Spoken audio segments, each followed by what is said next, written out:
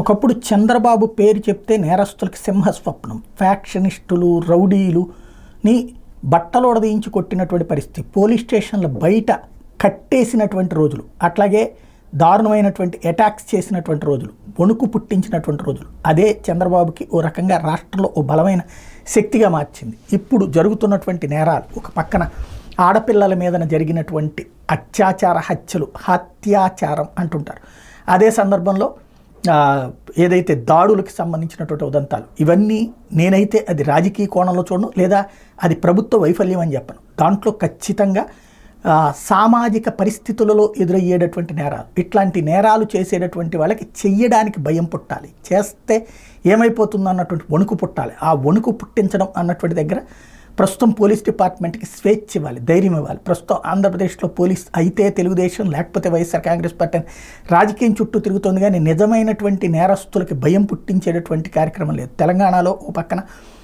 తాజాగా రేవంత్ రెడ్డి ఇస్తున్నటువంటి స్వేచ్ఛ తరహాలో ఇక్కడ కూడా ఇస్తే ఆ మార్పు అన్నటువంటిది, కంట్రోల్ అన్నటువంటిది జరుగుతూ ఉంటుంది.